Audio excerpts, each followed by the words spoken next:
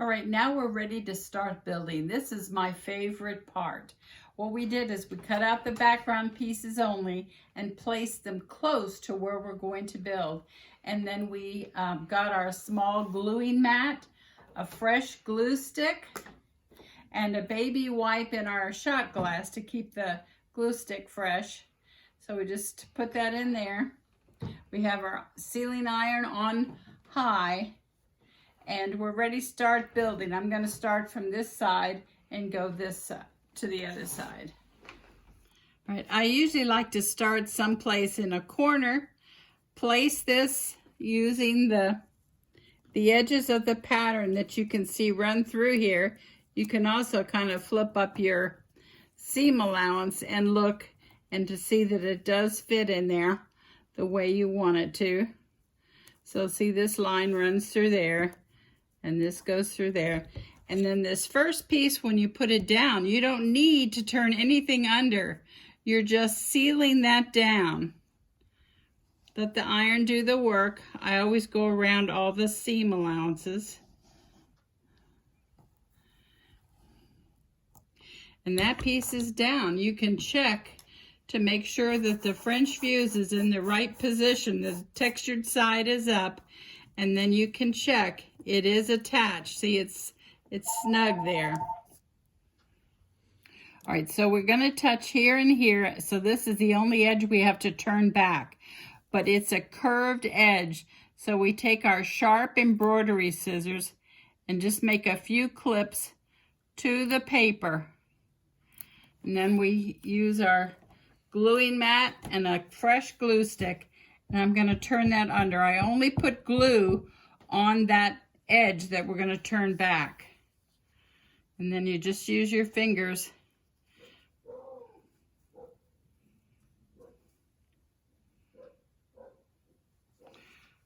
Finger press. And then to hold these seam allowances together, the French fuse will hold the body of everything together. But we need glue stick, the second gluing, on the seam allowances to hold the seam allowances together. And because it's a turned back edge now, I can swipe it in along the seam allowance. And I use my registration marks to line that up. And you still check the other edges. See, I can see that drawing line. So then you seal it down. You seal every piece as you go.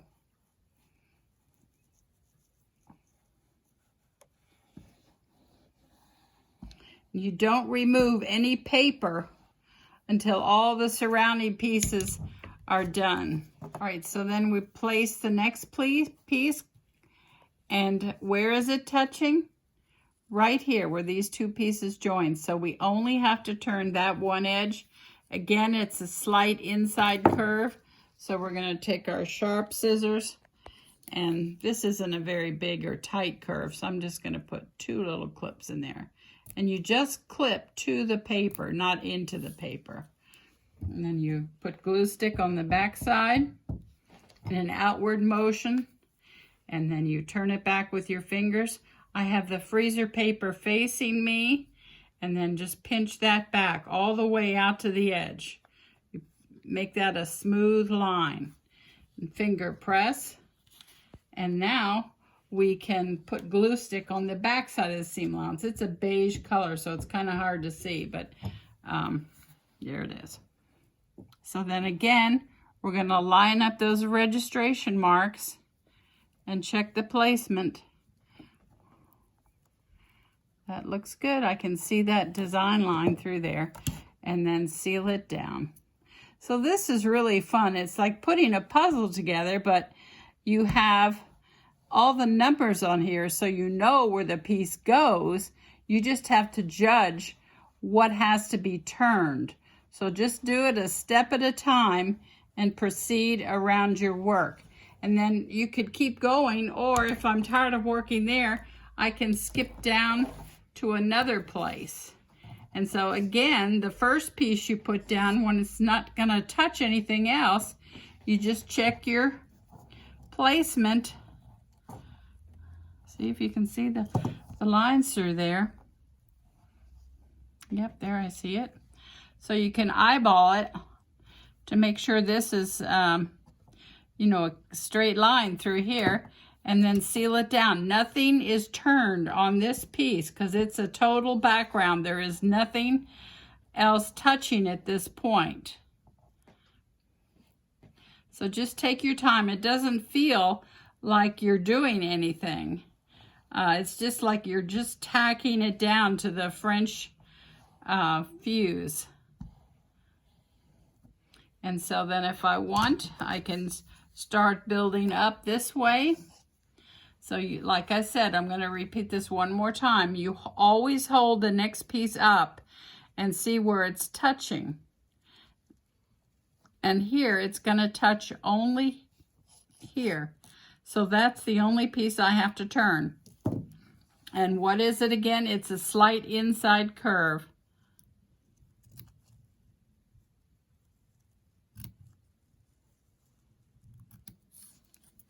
And glue stick.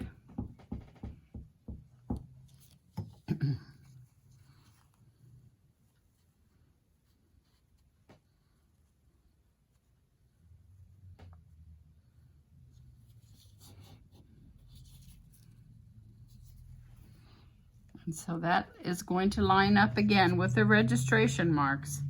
See, these are all the background pieces that surround our flower. Meanwhile, I've put an assortment of fabrics here to think about what colors these are going to be, but I haven't put any flower pattern pieces down yet until I get the background pieces done. I don't want to mix everything up or lose any pieces. So I'm just kind of putting my eyes up once in a while and studying it to see if I like any of the combinations that I've selected.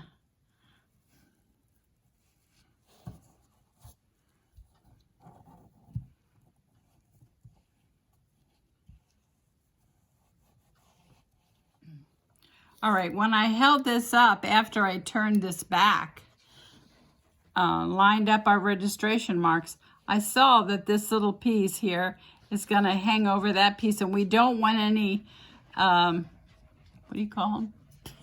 Tails? Yeah, we don't want any tails overhanging anything. We don't want any dog ears or anything. So I'm just going to take my scissors, a sharp scissors, and just clip that off.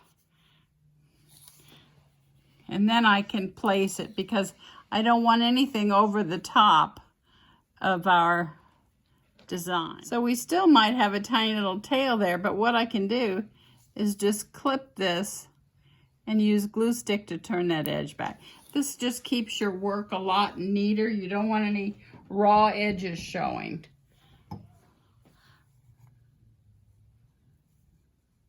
Pinch that back.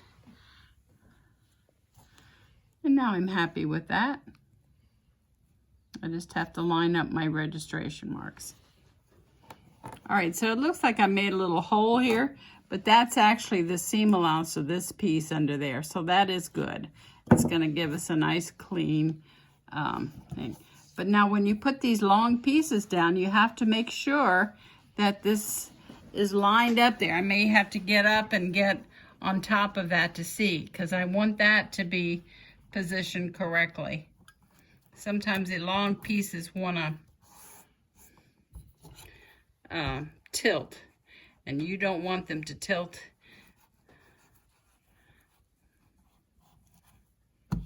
And you see our French fuse moves around a little bit because it is just floating over the top of our design.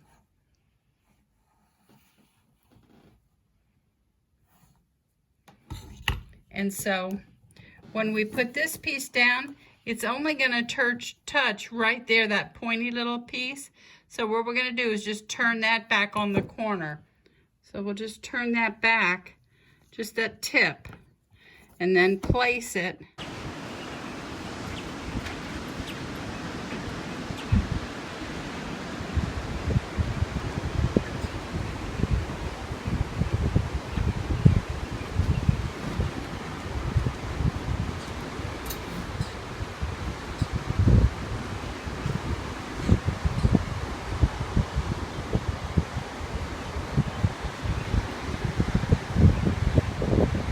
right, so now we have a compound piece. We hold it up, it touches here and here. So what we're gonna do is take our sharp scissors, and we're just gonna hold this up here and make a clip in the seam allowance.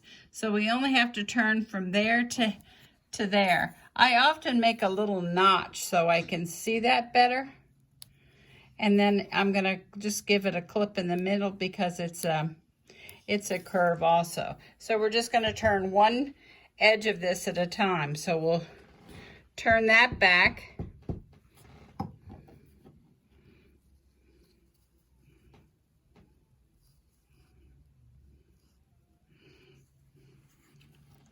So we turn that back and place that where it's supposed to be, but where also is it touching? It's touching here, from here to here. So again, I'm gonna make a little clip in the seam allowance, just like that. And I often make a notch so I can tell where that's supposed to be, and up here.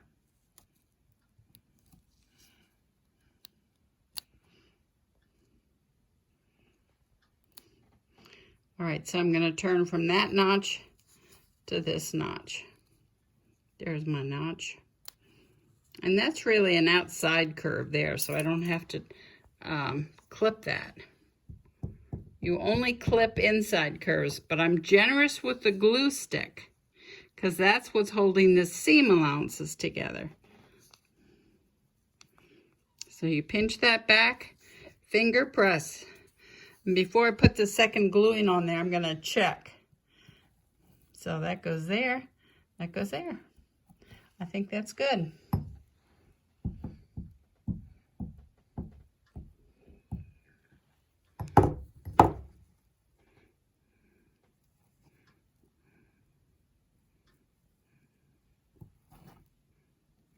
Then we seal it down. All right, this is what's challenging is building, and it's fun once you get the hang of it. Just do one step at a time. So here I'm trying to find this piece, number 110, and it's going to touch both here and here. So that's what you do, is you hold up each piece and start building one piece at a time, determining where you have to turn the edges. Okay. Hey everyone, it's Rachel. I'm going to continue working on what Anne was showing you, so the background of the side panel. So there are just a couple pieces left to finish, this 5, 4, 3, 2, and 1 around the edge here. We also wanted to show you that we took digital images of our work, so we can see all of the numbers that disappear under the seam allowances. Like here's a great example. Here's an example. This number right here, which will be number 50, is disappeared because of the seam allowances. And we know it's number 50 because of our digital image. So it's really important when you do small, complicated, yet detailed work to take digital images of each section. We've kept our freezer paper patterns in chunks. Remember, we're going to be reusing these for all 3 sides, the left, right side, and bottom panel for this Bird of Paradise quilt. So we want to make sure we're holding on to these pieces, and we're just going to move methodically, working one section at a time. So we've got the background down. We've got a couple pieces here that we circled, we showed you in the last video, that are we know are background pieces. So as we cut this out, we'll go ahead and put those down on a beige fabric first, and then we'll work on just this flower before moving on to the next one. So I'm down to the last 2 pieces, last 2 big pieces of the background, and I was just gonna put down 2 and then put down 1, anchor them in, but I've decided I'm gonna do it differently. Doesn't particularly matter which way you build it, but just so that we have this another piece kind of interlocking, I mean they'll all interlock, I'm going to put down this 1 first and then turn both sides of the 2. Okay. So, and with this number 1 piece, because it's not, even though we've put down other pieces on our work, there's nothing that's already down that's touching this 1. So this 1 can be put down without turning any edges. The nice thing about putting this one down first is also because this is an intricate design, this is a corner, and it's going to be really important that all of our angles are lined up. So this gives me for sure an anchoring spot that I know this piece is going to be solidly in this corner. And then if I need to fudge in any way with my seam allowances, I can, but I'm doing it with this piece and not with multiple pieces. Does that make sense? Mm-hmm.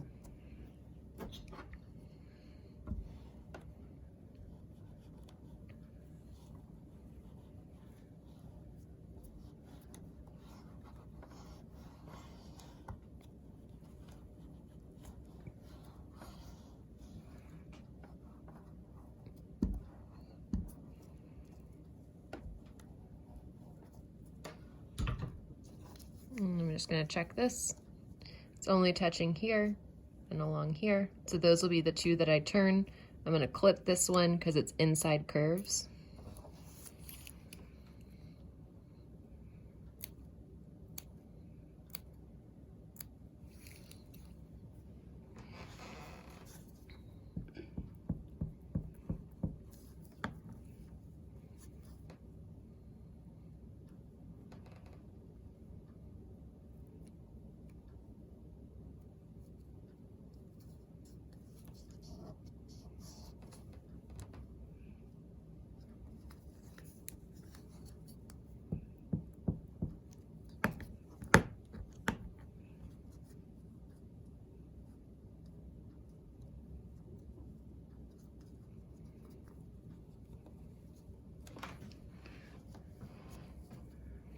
So like here's a great example. So this I turned to the edge of the paper, which is what you want to do, but just along the way, either our pieces have slightly shifted.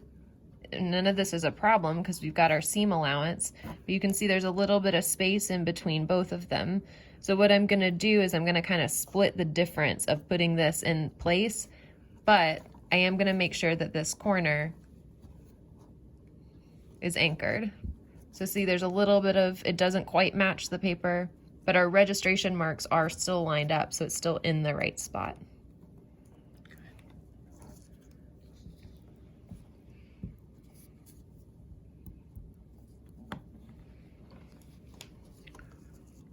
Just line up your registration marks. Anytime you have a corner or a point, straight lines, great places to just make sure your work isn't getting wee wonkety.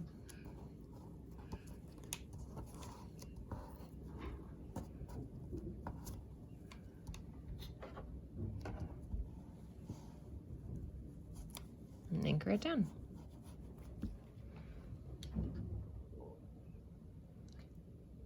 So the majority of the background is now built, and we'll start working on the flowers. Again, the flowers will have some small background pieces, but all of the large background pieces are down and anchored.